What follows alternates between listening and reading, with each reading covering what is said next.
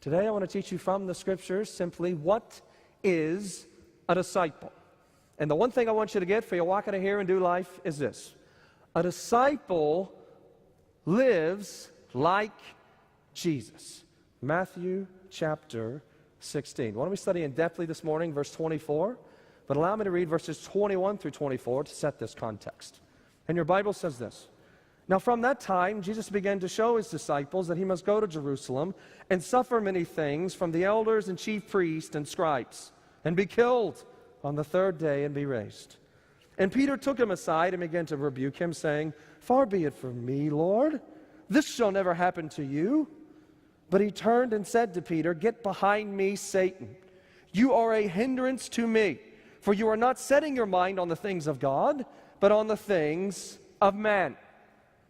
Then Jesus told his disciples, If anyone would come after me, let him deny himself and take up his cross and follow me.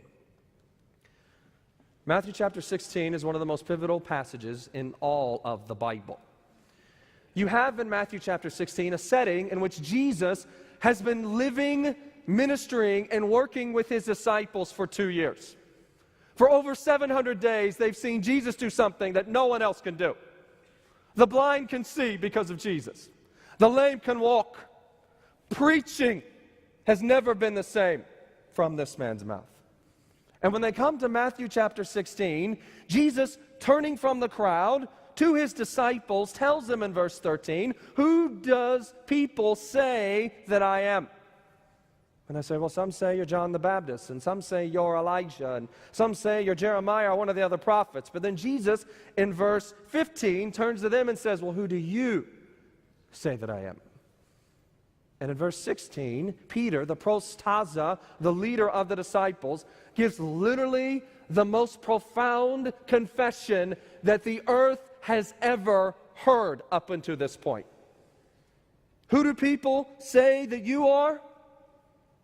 They say you're John the Baptist, Elijah, Jeremiah, these other prophets.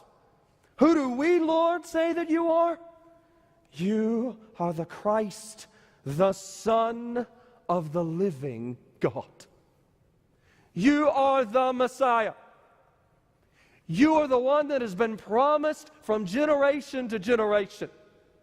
You are the one that my daddy talked about, my grandfather talked about, his grandfathers talked about, and all of my grandfathers have talked about.